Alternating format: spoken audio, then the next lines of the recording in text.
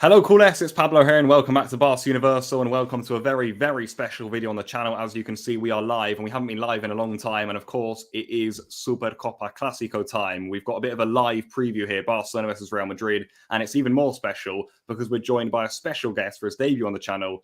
It's the undefeated Moustache, John. John, please introduce yourself, introduce your channel, let us know what you're all about to the people watching, and yeah, thank you so much for coming on.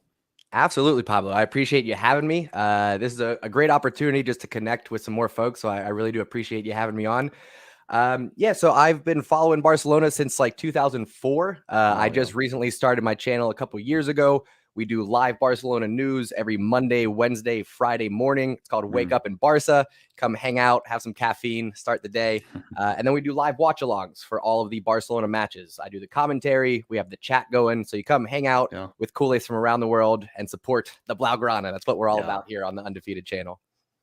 Thank you so much for the intro. So yeah, guys, please, his link is in the top of the description. Go and check out John. I'm sure we'll do more stuff together in the future. Great Barca channel. And yeah, guys, show the love and we can build a bit of a community going on here.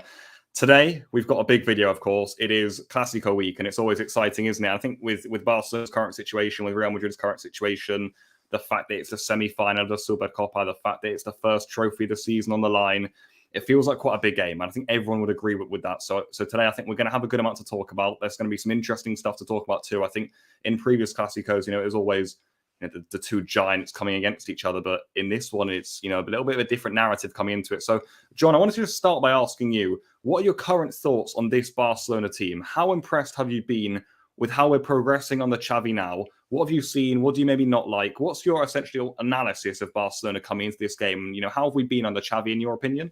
Yeah.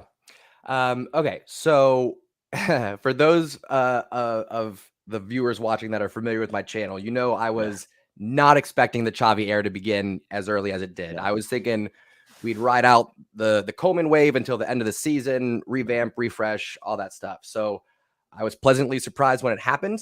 I think I and a lot of Culers kind of got a little bit ahead of ourselves in terms of wanting the results to come.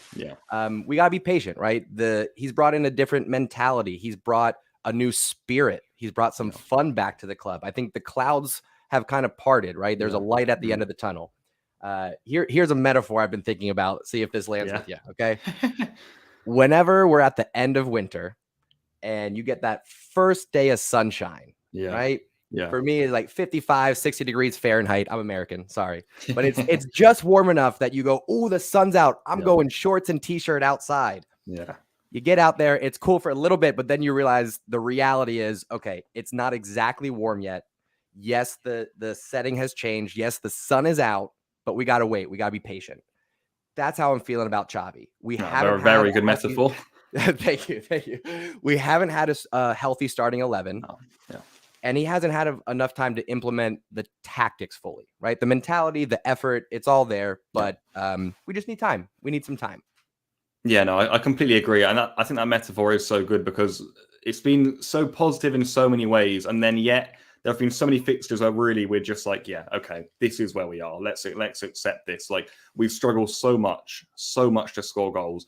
Like you said, we've got so many players missing. I think having every single game going into it and saying, yeah, he's out, it's just a bit too much, in my opinion. And I think once Xavi regains a bit of stability with the players he's got back, then we will maybe start to see 2 or 3 wins in a row at least. Because right now, like you were saying, we've slipped up a bit, and that's just natural, I suppose, isn't it? Almost growing pains for Xavi's Barcelona. And I suppose moving on then to how Barcelona could actually be looking in this sort of game.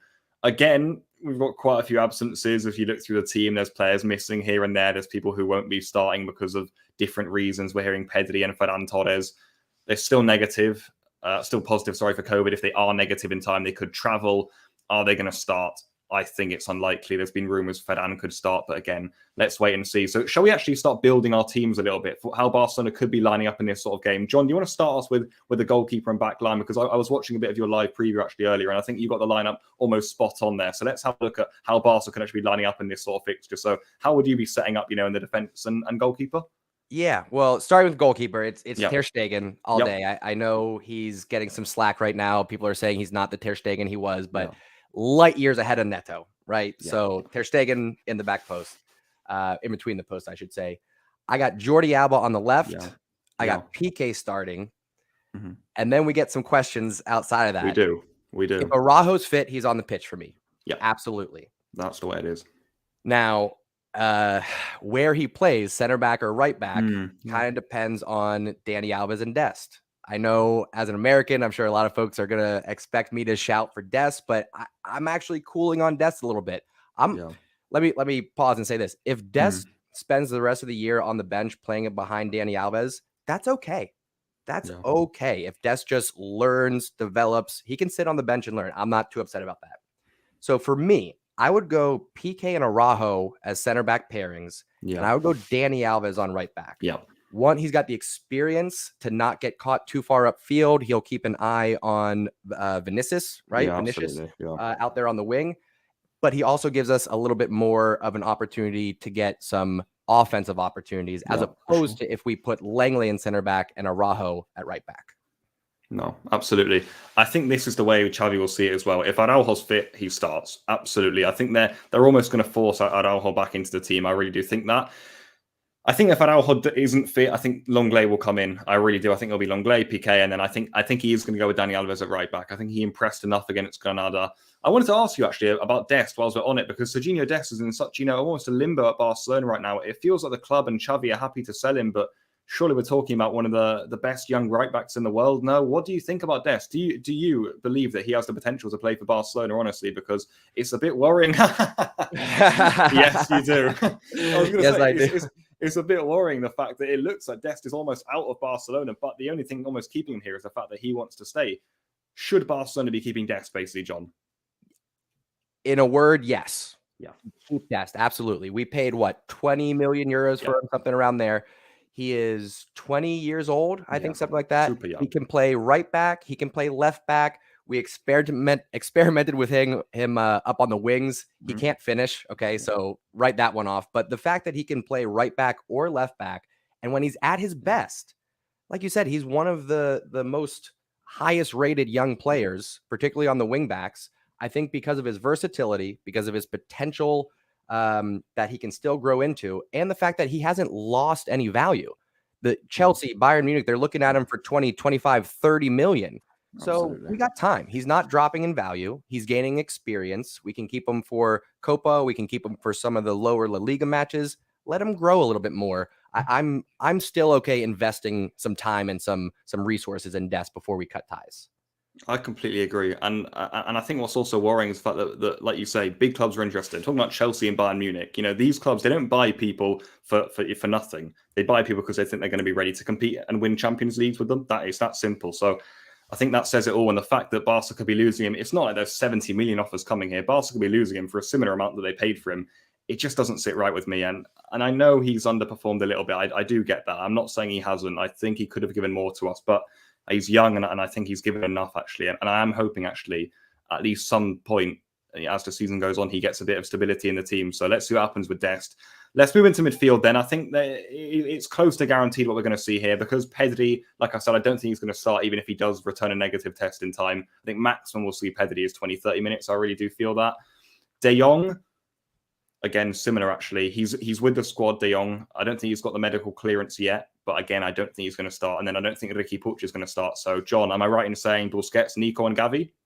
I don't see any way around those three. Yeah.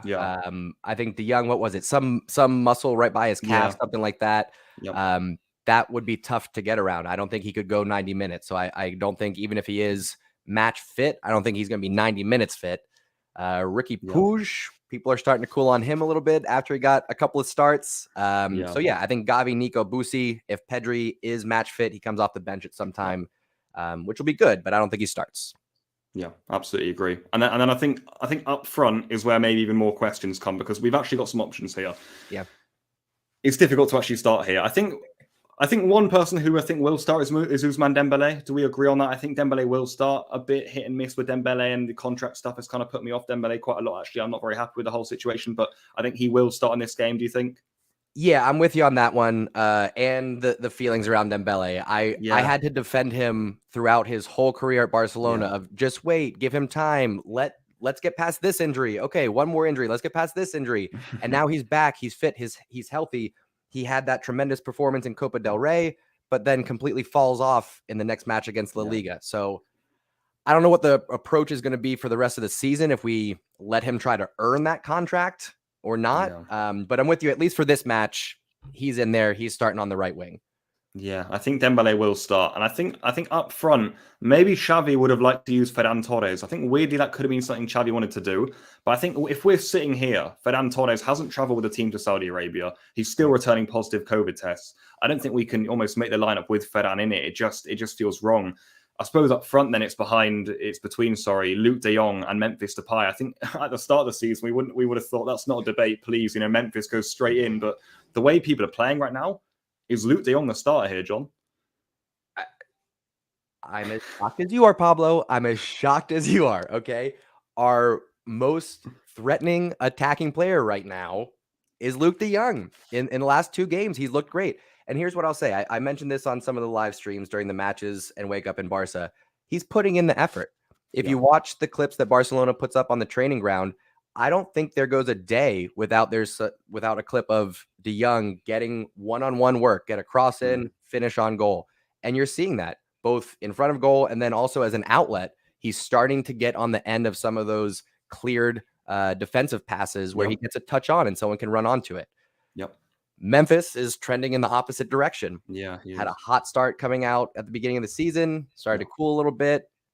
8 goals this year, I think, but 3 of those are pens. So he didn't look good in the last match. He coming back from injury. But I think chemistry is an issue with Memphis. I think that he actually needs to play on that left wing and have some freedom to create and find somebody else, as opposed to being with his back to goal, being that target man as a number 9. Yeah, that's interesting. I think you're right. I think the fact that, look, we've played 2 La Liga games in 2022, we've scored 2 goals, and who scored both of them? It's been Luke De Jong. I don't think there's a way that we go into this game and then say, hang on a minute, we don't want you anymore. And that's kind of what I found a bit weird, actually. When Luke De Jong scored against Granada, 4 minutes later, Xavi hooked him. And I thought, I liked it at the time because I thought Memphis and Abder, they're going to kill this game. But I know hindsight is easy to say. We're all managers after the game, aren't we? But I just thought, he's just scored and then he hook him. I found it a bit strange. So would you move on to the left-hand side then? I think that almost leaves us with 3 options. We've got Jutgla, who's been in good form, I think, and he's done a good job, but I just don't think his name is at the top of the list right now. I suppose you've got Memphis Depay then, who can count as another option.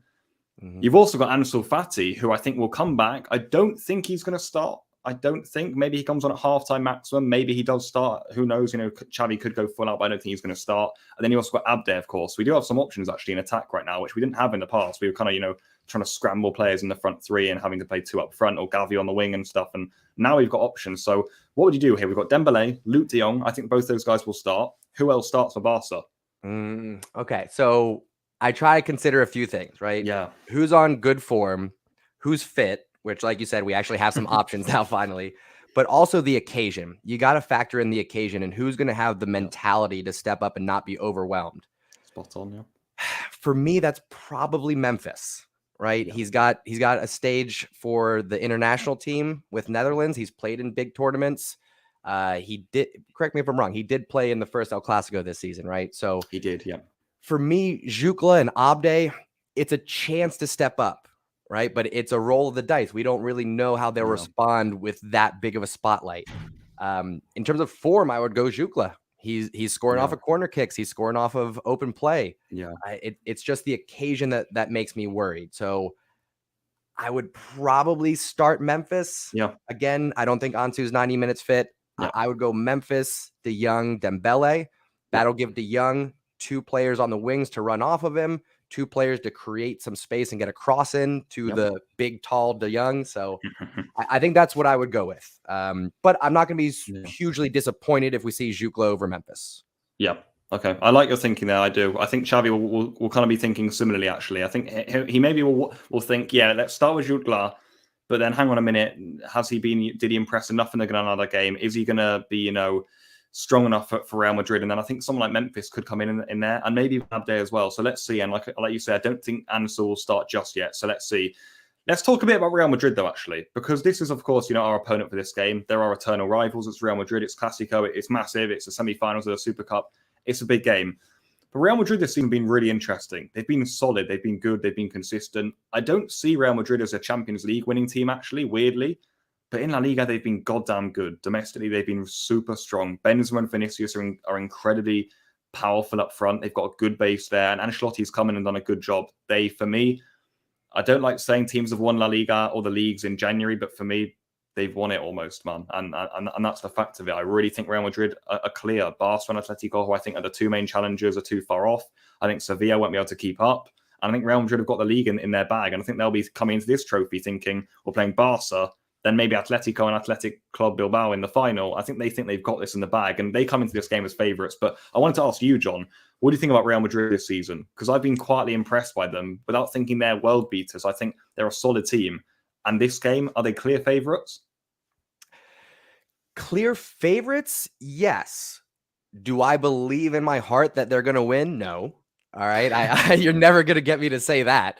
I agree with a lot of what you said there. They're not world beaters. Yeah. They're not Champions League favorite. I wouldn't even put them in the top 3, right? You got City, PSG, Bayern Munich, the list goes on, maybe top 5.